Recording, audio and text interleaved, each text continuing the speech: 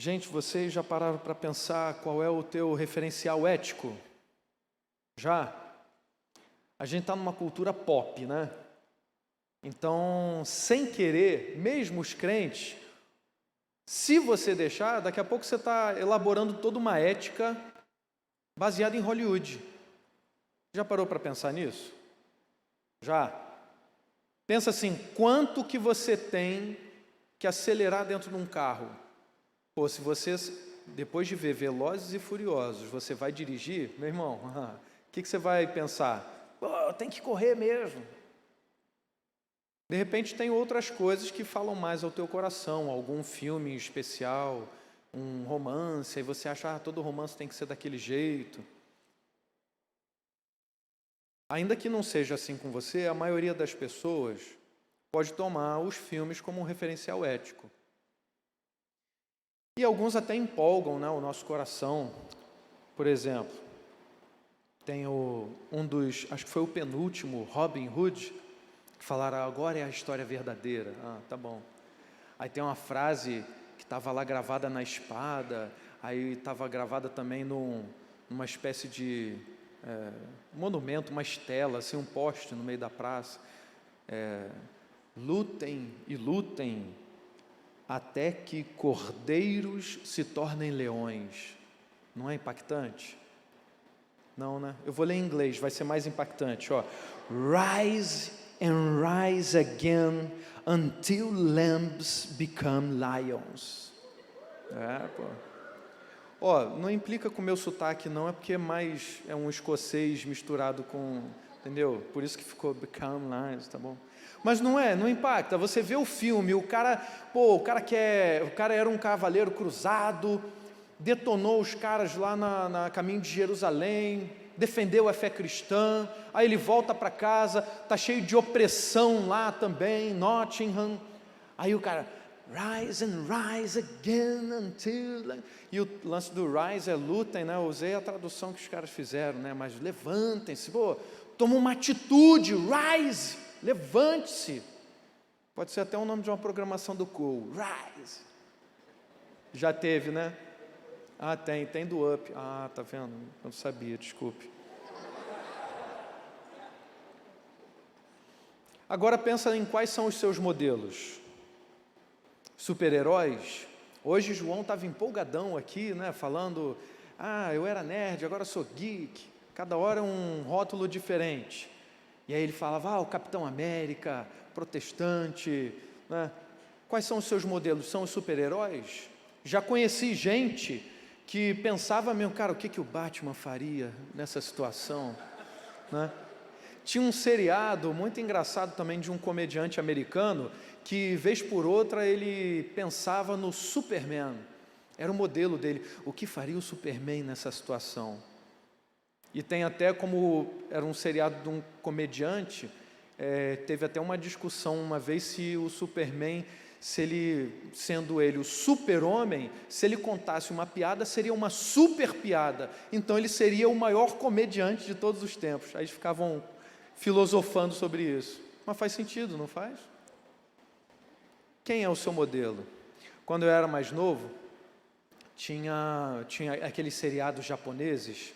Não sei se vocês ainda acompanham. Hoje tem mais anime, naquele desenho assim, Naruto. Teve gente que se mexeu aí, curte. Então, está atravessando os tempos. Aí eu descobri outro dia que estava passando num aplicativo desses, tinha Jaspion. Alguém conhece Jaspion? Não é da sua época não, tá? Mas Jiraiya, o ninja. Aí eu mostrei para o meu filho porque a trilha sonora desses seriados japoneses é algo empolgante, gente. Eu não posso nem comparar com o louvor, né, que o pessoal fez agora, porque você tem uma coisa a ver com a outra. Mas é um negócio muito animador. Poxa vida! Eu botei para o meu filho ouvir, foi de uma hora para outra, ele... Jaspion... Ele aprendeu uma música feinha, né? Que um priminho ensinou. Aí minha esposa falou, não canta isso, meu filho, isso não presta não. Aí ele continuou cantando. Falei, é? Aí ela botou no celular a música do Jaspion, na mesma hora ele começou a cantar. Ei você, preste atenção no que eu vou dizer. É bonita a letra, fala, não vai ficar sozinho, sou o guerreiro que vai te defender contra toda maldição, não havendo solução, para sua segurança não temo entrar em ação. Pô, é ou não é empolgante? Eu só não vou cantar, gente, porque senão daqui a pouco o Charles vai querer tirar até o Lohan, vai me colocar no lugar dele, entendeu? Então não quero competir com ninguém. Nós elegemos esses heróis. Quando eu era criança, era esse meu referencial. Eu queria ser forte, ágil, virtuoso, honrado, como esses caras, como eles eram apresentados. Pô, mas aí quando eu me converti, cara, quando o Espírito Santo chegou na minha vida, aí eu tive a verdadeira noção do que é um herói de verdade. O que é uma vida virtuosa, uma vida, na verdade, santa. Nossa, gente. E olha, não falo da boca para fora não, se você pensar, por exemplo, meus novos heróis, né, se tornaram Paulo de Tarso. Chega lá na Grécia, o cara começa a pregar o evangelho, falar, pô, todo mundo para ouvir, um cara eloquente, está muito mais perto da gente, né? Fala assim, Jaspion, viaja pelo espaço, tem uma armadura, girar, Superman, Batman, isso está muito longe da gente, porque falta o elemento fundamental que é a verdade, a realidade. E Paulo existiu, aquilo que está na Bíblia é verdade. E aí quando eu vi aquele discurso de Paulo no Areópago, Atos 17, caramba, pelo amor de Deus, o cara estava cheio do Espírito Santo, falava, todo mundo prestava atenção. Está certo que os gregos ficaram meio com a cabeça embolada quando ele começou a falar da ressurreição. Eles falaram, sobre esse assunto a gente ouve uma outra hora. Aí alguns foram embora, mas outros não só permaneceram ouvindo Paulo, mas também foram convertidos. Aquelas pessoas foram salvas pela pregação dele.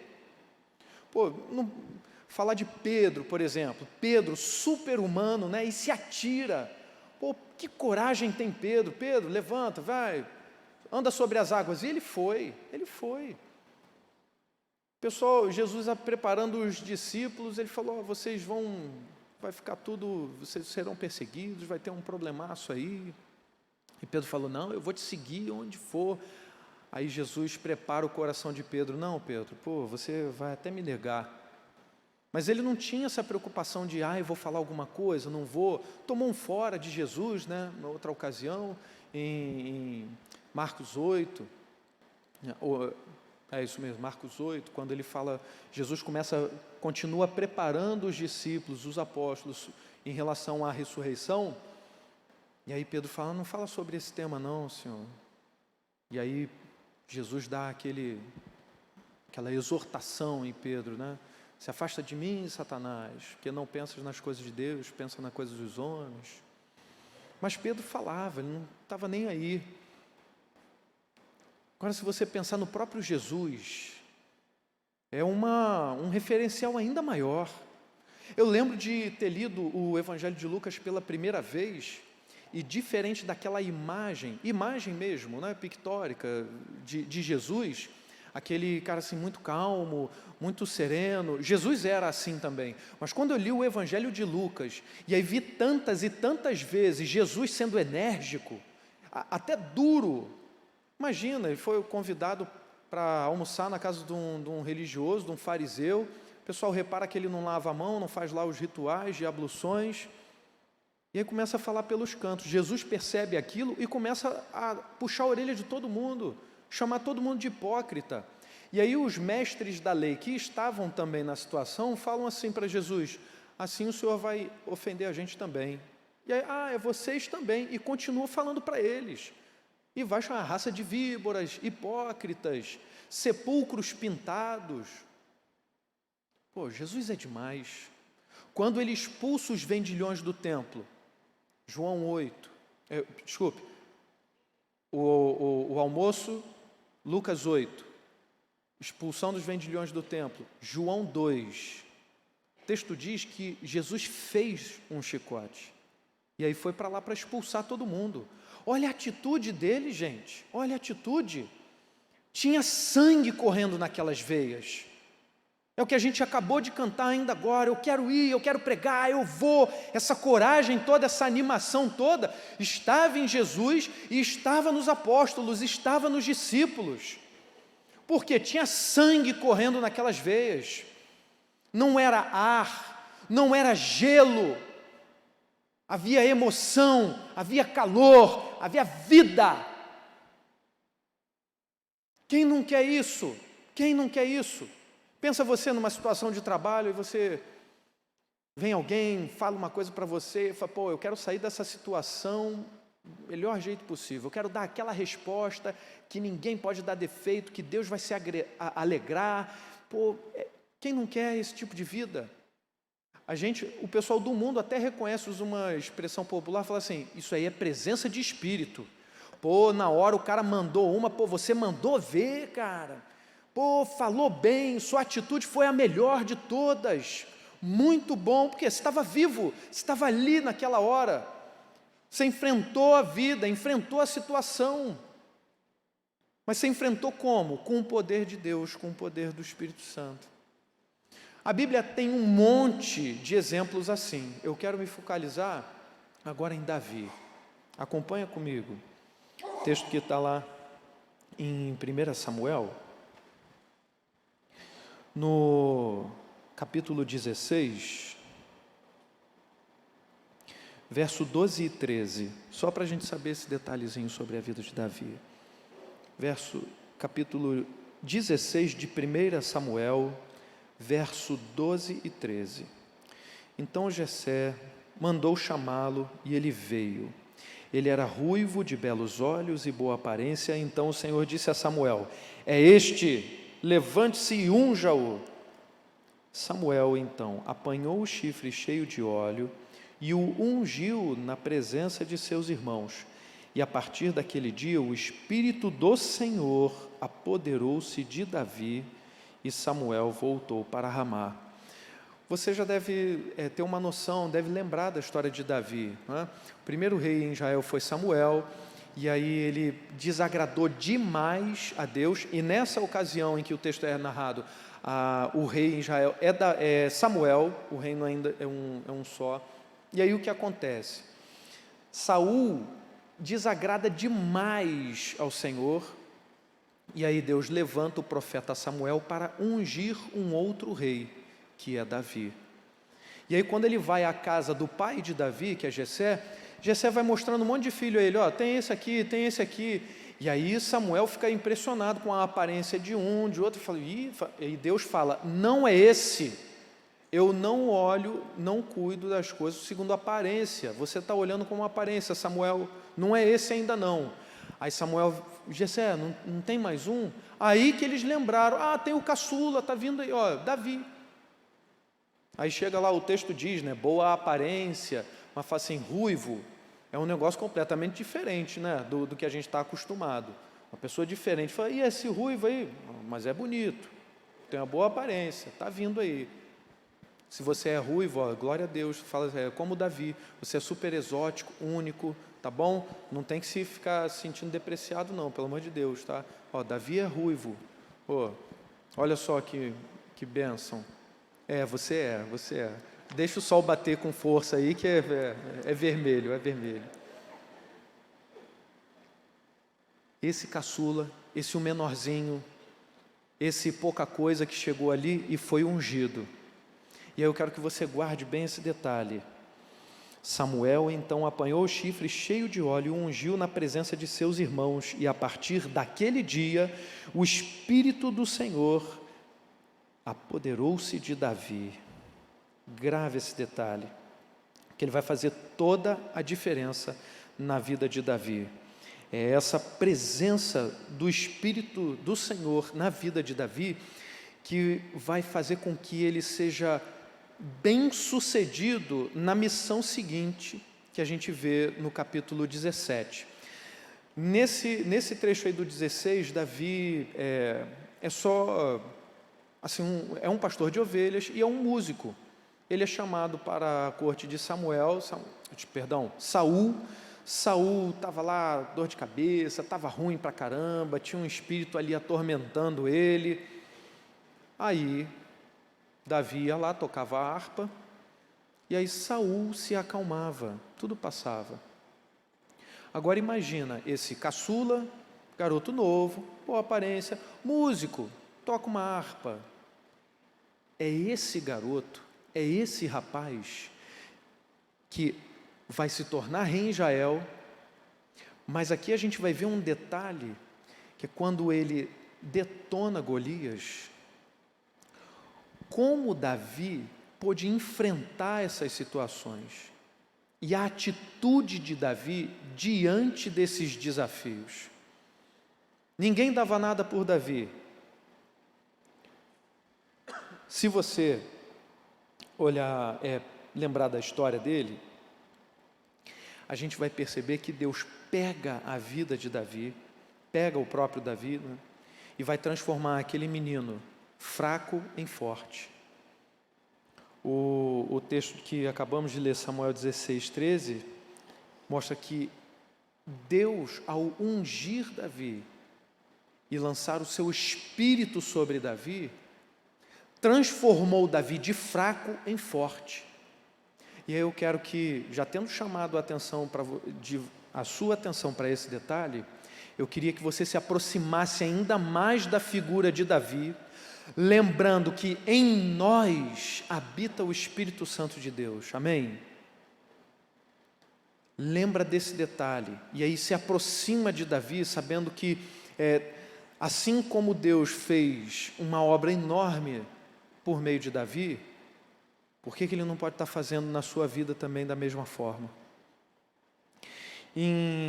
Agora no capítulo 17, no verso 33, a gente vê que o próprio Saul reconhece a fraqueza de Davi.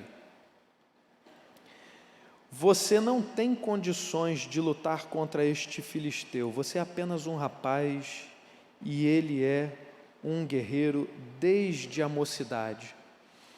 Os filisteus estavam em campanha já há mais de 40 dias para combater o povo de Israel. O povo de Israel estava medroso, tremendo nas bases, Saul estava à retaguarda e constantemente Golias desafiava o povo de Israel, dizendo assim: o que vocês estão se arrumando aí para quê? Não vamos batalhar não, escolhe um, eu só quero um, escolham um e coloquem ele para brigar comigo, vamos lutar, aí a gente define isso aqui agora. Foi esse o desafio de Golias, e todos os dias ele ia lá e desafiava o povo de Israel.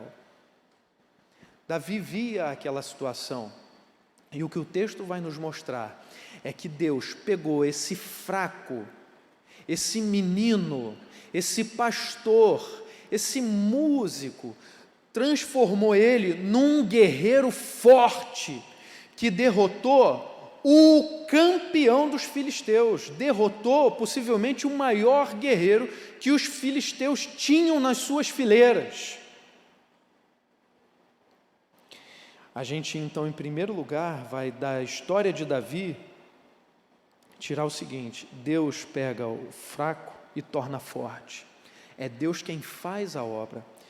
Segundo ponto, presta atenção na atitude de Davi diante daquele desafio. Enfrentar os filisteus, o povo amedrontado, Davi ia constantemente ao acampamento, do militar e levava as provisões. Seu pai o mandava levar as provisões para os seus irmãos e para os outros militares lá reunidos. Aí Davi, como garoto, ficava empolgado com aquilo, aí procurava ouvir: o que estão falando, o que está acontecendo, quem morreu, eu fico imaginando, o texto não diz isso, eu imagino Davi interessado nos detalhes da batalha, e os irmãos mais velhos detonando ele, assim, rechaçando: ô Davi, o que você está fazendo aqui? Não, vai embora, vai lá pegar mais pão, traz mais queijo para a gente, vai, o que você quer com isso aqui? E aí, no verso 26, capítulo 17, Davi pergunta assim: Davi perguntou aos soldados que estavam ali ao seu lado: o que receberá o homem que matar esse filisteu e salvar a honra de Israel? Os caras comentavam, mas Davi logo em seguida diz: quem é esse filisteu incircunciso para desafiar os exércitos do Deus vivo?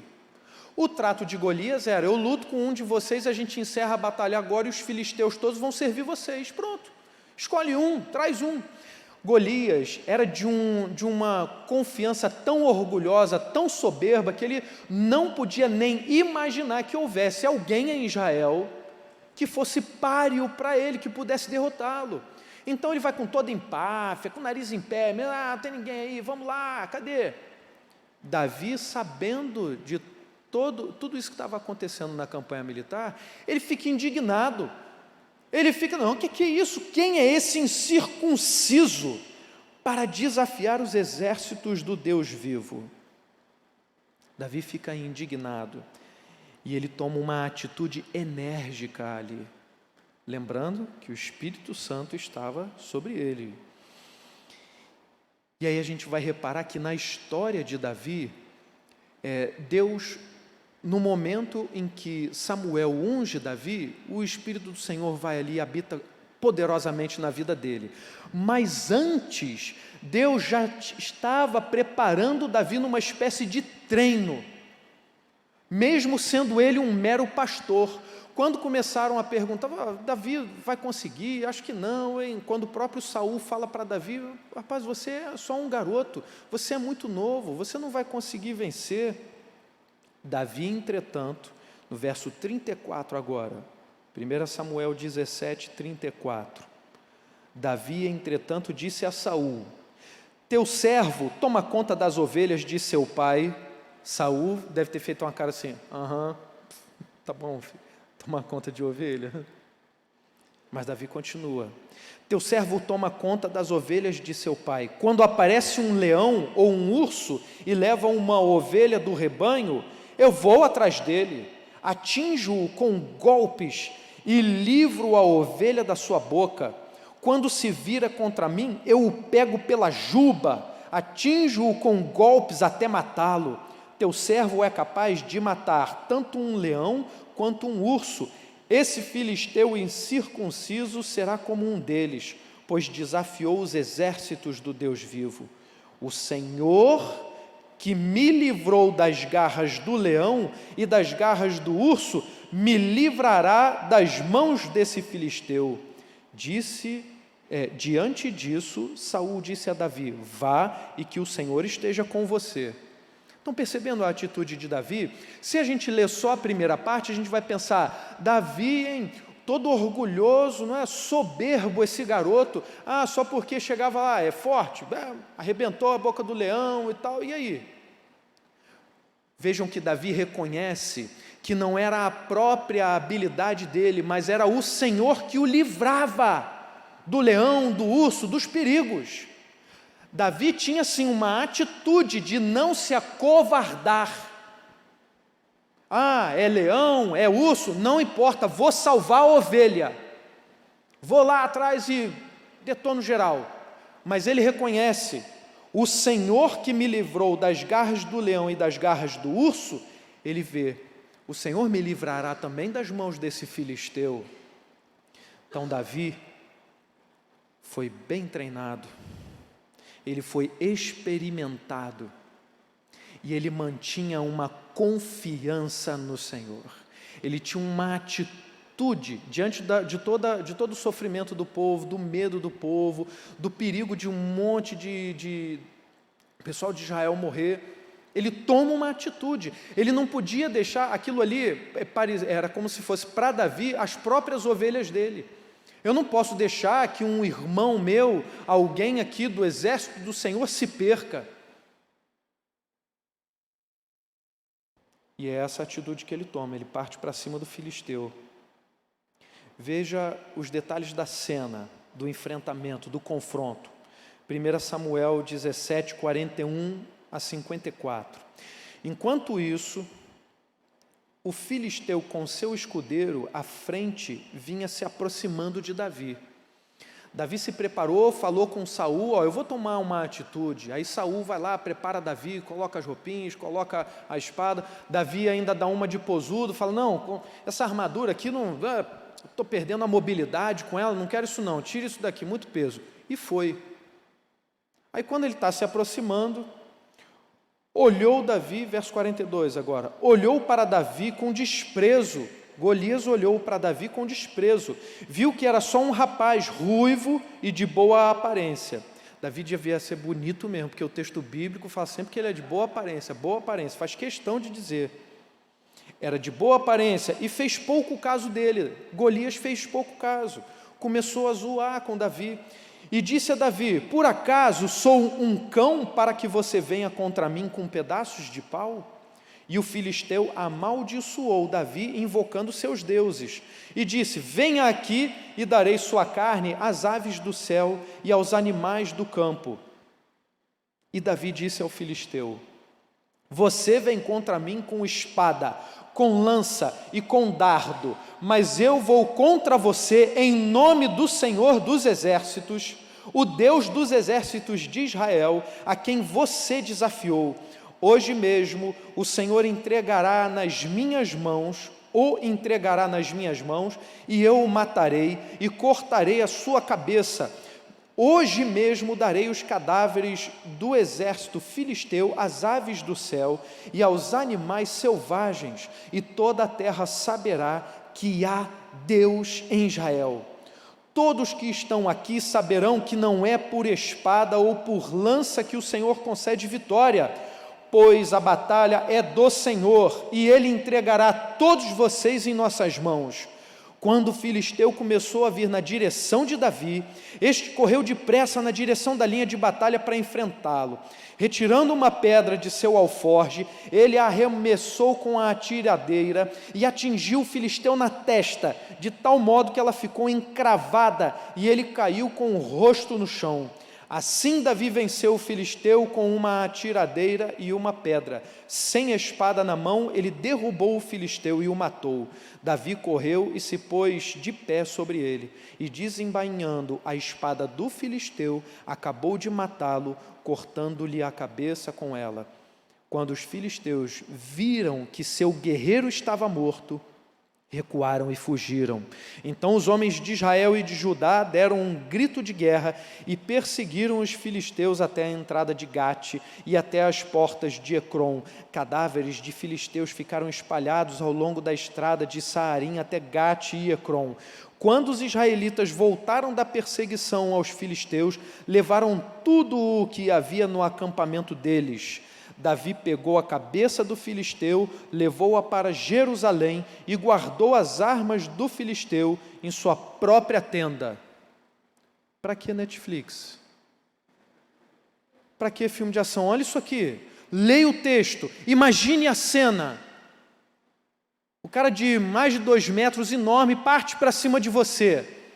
E você não se acovarda, você se apresentou para lutar contra ele, para poupar a vida de milhares dos seus irmãos. E você parte para cima dele, pega uma pedra, só uma pedra, gira essa pedra num pedaço de couro, uma tiradeira, acerta a testa, o cara cai no chão. Não satisfeito, você vai lá: agora eu vou tirar onda, está aqui, ó. Pega a espada, corta a cabeça dele e ainda leva a cabeça para casa. Está aqui, ó, olha só. Imagina Davi mostrando para os irmãos. Aí, ó, gente, ó, aqui, ó. Imagina os irmãos falando, né, chegando para Davi: Davi, está com fome? Não sei, deixa eu perguntar: Golias, está com fome, Golias? Imagina só, gente. Mas sabe por que Davi fez isso? Ele não fez de maneira orgulhosa, como Saul fez. Saul, depois de ter sido ungido rei, ele achou: eu sou o máximo. Porque o texto também dizia: Saul, cara bonitão, muito bonito, bem apessoado, alto, estilo europeu não, Israel mesmo, o pessoal de Israel era bonito. Assim era Saul também, mas ele se orgulhou, se afastou de Deus. Davi tinha qualidades, era bonito, mas era um homem segundo o coração de Deus. Isso é que é o mais importante, a presença do Espírito de Deus na vida de Davi. Todo o sucesso de Davi, Davi reconhecia: é do Senhor. O Senhor me livrou da boca do leão, o Senhor me livrou das garras do urso, o Senhor vai me livrar do filisteu, e o Senhor o livrou. E quando, diante de Golias, Golias começa a zoar, começa a chincalhar com ele, começa a falar, você vai perder, eu vou pegar, você vai ser comida de passarinho, você vai ficar aqui, vou expor seu cadáver. Ele falou, não vou te vencer, quem vai vencer essa batalha é o Deus dos exércitos, é o Senhor dos exércitos. A gente não vai sair matando ninguém, tá bem? Agora eu pergunto a você, compara esta situação toda, esta cena, compara essa cena, esse desafio enorme, perigo de vida e morte, compara isso aos desafios que você tem vivido na sua vida. Davi teve uma oportunidade não só de servir a Deus para livrar Israel, mas Davi estava dando testemunho do Deus vivo. Ele falou, Deus vivo e vive em mim. Então é vida que eu tenho que celebrar aqui. Tinha sangue correndo nas veias de Davi. Qual é o sangue que está correndo nas nossas veias? É o sangue de Cristo. É o sangue de Cristo que nos purificou de todo o pecado. O Espírito Santo de Deus habita em nós. O que mais você quer para vencer os desafios dessa vida? Isso aqui não tem nada a ver com autoajuda, não tem nada a ver com psicologia barata, isso aqui é a verdade bíblica, é a promessa de Deus, assim como Ele fez com diversos outros personagens, fez com Davi, Ele faz conosco, faz na nossa vida. Em Cristo nós somos mais do que vencedores. O que você faz com tudo isso? O que você faz com tudo isso que através da vida de Davi a gente está vendo? Relembro a vocês, todo o sucesso de Davi dependia de Deus. Toda a vitória dele, ele reconheceu, é do Senhor. A partir daí, o que a gente faz? Sejamos fortes. Você tem que ser forte. Você não pode se acovardar, você não pode ficar choramingando pelos cantos, você tem que ser forte. Deus não preparou Davi? Como? Preparou Davi como? Davi, senta aí, vou jogar uma florzinha em cima de você. Não, ele enfrentou leão, enfrentou urso. Quais são os desafios que você tem enfrentado na sua vida? Se comparam a isso? Você vai ficar com medo de pisar na rua por causa de um bandido? Pelo amor de Deus, não. Tem irmão nosso aqui que saiu daqui do Brasil, nunca foi assaltado aqui, viajou para a Europa. Lá na Europa os caras roubaram ele. Você acha que é só aqui no Brasil que tem gente perigosa? Viver é arriscado, o mundo jaz no maligno. Então, entenda isso e conforme-se a Jesus. A tua mentalidade não pode ser ditada pelas notícias do mundo. Conhece alguém assim, que fica vendo televisão, fica vendo aqueles canais de notícia, só notícia ruim? Que fala assim, olha, lá naquele bairro longínquo, lá dos Cafundós, do Rio de Janeiro, que ninguém nunca ouviu falar, um cara cometeu um crime hediondo. Aí os caras ficam pensando isso, e aí a impressão que a gente tem é que a gente vai colocar o pé na rua e falar, alguém vai jogar uma bomba atômica. Agora parece que teve até um rapaz que foi assaltar com uma granada, né? O que aconteceu foi ontem ou antes de ontem, lá no centro de Niterói. Niterói é bravo, Itaipu é tranquilo, Niterói é bravo. Pode imaginar um negócio desse? Viver é arriscado, então o que você tem que fazer? Seja forte, confie no Senhor. Você tem que ter sangue nas suas veias, sangue nas suas veias. Ah, mas eu sou tão fraco. Pô, o que você cantou agora? O que a gente tem cantado no louvor? Ah, quando eu estou fraco, não, mas eu olhando para Cristo, vou reconhecer que em Cristo eu posso ser forte. E onde que você vai se preencher, assim, mergulhar nessa vida toda, nessa animação, nessa vontade de viver, nesse desejo de superar todas as coisas para honrar e glorificar o nome do Senhor? Aqui. É aqui que a gente se fortalece. Eu vi todo mundo cantando aqui, né, até a letra da fala, eu vou corajosamente e tal, todo mundo animado. A gente tem que reproduzir isso aqui lá fora. Lá fora. Segunda coisa que a gente pode dizer que a gente que a gente deve fazer, né? Atitudes que a gente tem que tomar. Vendo a situação do povo de Israel, Davi não se acovardou, ele teve coragem e foi à frente do povo. Você tem que tomar essa coragem. Você tem que tomar parte nas dificuldades dos seus irmãos, na dificuldade do próximo. Aí eu estou me referindo aos domésticos da fé, as pessoas que estão mais perto da gente, nossa família de Deus, e as pessoas que estão lá fora também ao nosso redor. Você tem que tomar parte nisso. Você vai passar pela dificuldade de uma pessoa vendo a necessidade de o cara está com frio, você está com casaco, o que você vai fazer? O Espírito Santo vai falar com você, vai te dizer, cara, dá o seu casaco. Você vai fazer o quê? Fala, não. Você está com dinheiro no bolso para dar. Está vendo que isso é tão pequeno, gente, comparado ao que Davi fez? Mas Deus vai preparando a gente e testando a gente em cada situação dessas. Talvez o seu Golias seja um professor na universidade, na escola. E que fique muito bem claro, tá? Porque hoje cedo, não sei se todos estavam aqui e ouviram parte das palestras, ninguém está demonizando professor, eu sou professor, tá bom? Eu sou professor. Ninguém demoniza professor, a gente demoniza os alunos, os capetinhas. Deus me livre, são almas que o Senhor quer ganhar. De fato são. Seu Golias pode ser isso. Um professor que vem gritando, falando que crente não presta. Jesus Cristo, tudo é mito. Vai falar dos personagens bíblicos, você falar de Davi, fala Davi, um adúltero de mão cheia, né? Davi, que cara... canalha, vai usar palavras assim de baixo calão, né? Os piores adjetivos para qualificar Davi. Você pode enfrentar esse tipo de coisa, né? O professor já chegou, gente, vou dar aula para vocês aí, entendeu? Mas não entendo nada do que eu vou dar aula, e esse negócio de ética cristã, moral judaico-cristã, isso aí, não quero nem saber, eu piso nisso, estou me lixando para isso.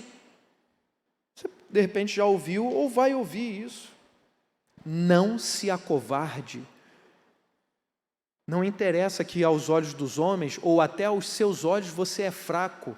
O que você deve buscar é a presença do Espírito Santo. Toma posse da promessa que Deus nos dá. No momento necessário, Deus nos diz o que a gente tem que falar. Não fique preocupado com a sua reputação. O que vão pensar de mim? Esse professor vai me prejudicar. O que ele vai fazer? Vai te dar um 0? Ai, tadinho. Faz de novo a matéria, entra com uma ação, registra o momento, usa o seu celular, filma. Você está falando mal, eu vou te filmar. Fala aí, professor, fala mais, que eu estou gravando. Fala. Vamos ver se ele vai ter coragem de falar. Vamos ver se ele vai assumir aquela postura diante de outros pares, alguns outros doutores, ou alguém que esteja à altura para dar uma boa resposta para ele.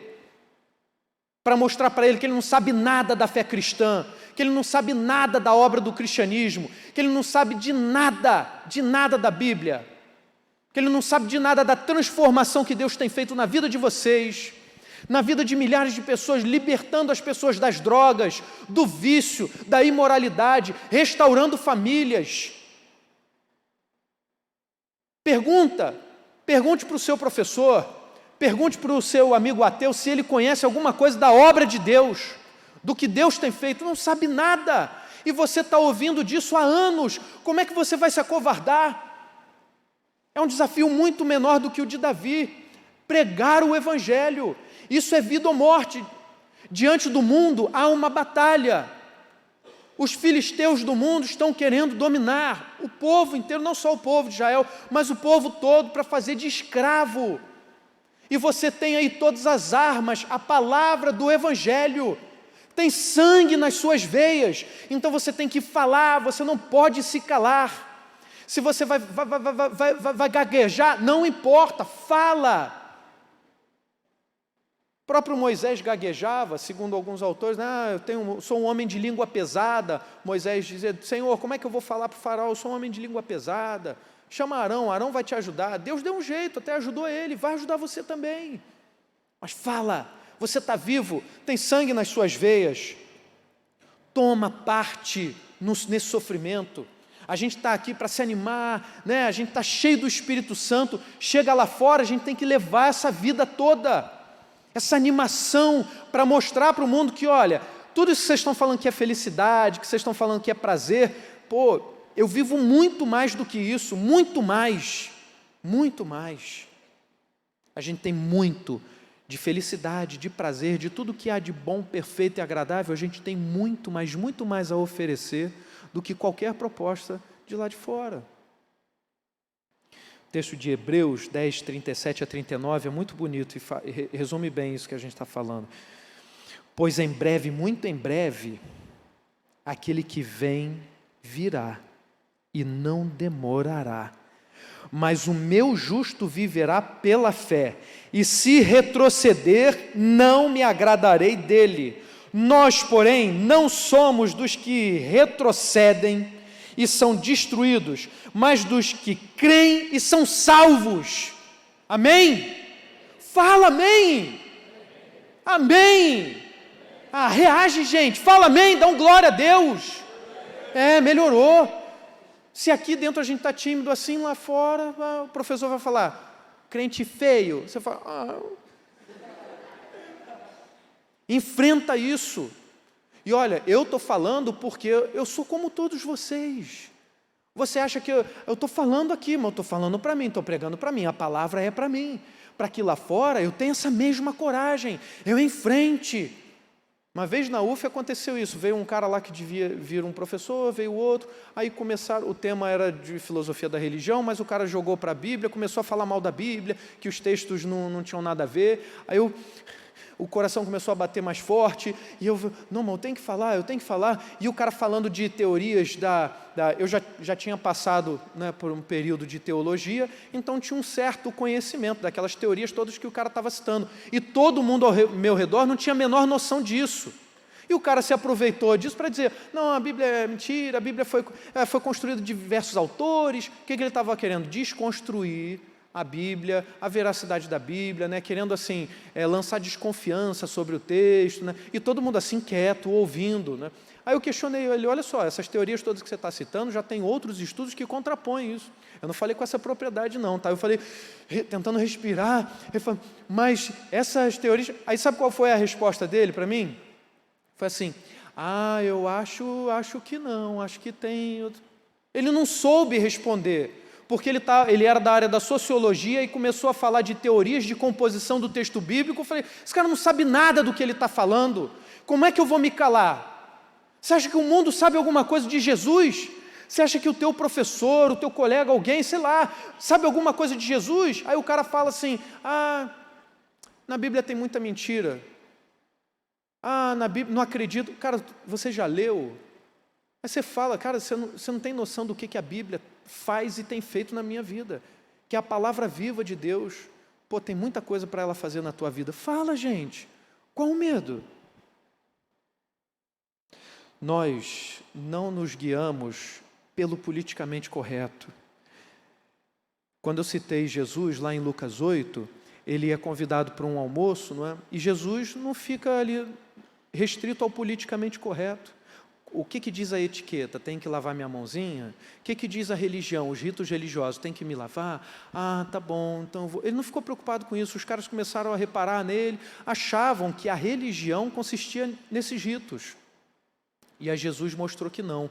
A verdadeira religião consiste em Jesus Cristo, em ser lavado pelo sangue do Cordeiro. É isso que Jesus ensina.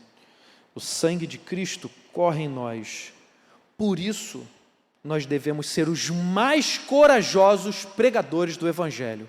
Amém? Senhor Deus bendito, quantos desafios que a gente tem, Senhor. Mas o Senhor tem nos livrado, o Senhor tem livrado da garra do leão, da garra do urso, o Senhor tem nos livrado dos desafios. A gente pode até pensar que saiu fracassado de alguma oportunidade que teve de falar do Evangelho e não falou. Não deixe que a gente se acovarde, que a gente se sinta fraco, que a gente fique preocupado, Pai, porque o Senhor é o nosso Pai, o Senhor é o nosso Deus, o Senhor faz a verdadeira obra em nós.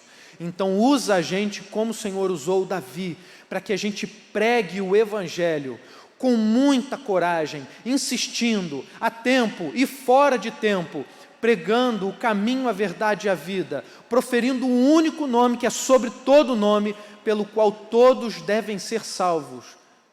Em nome de Jesus Cristo. É no nome de Jesus que nós oramos a Ti, Pai. Amém.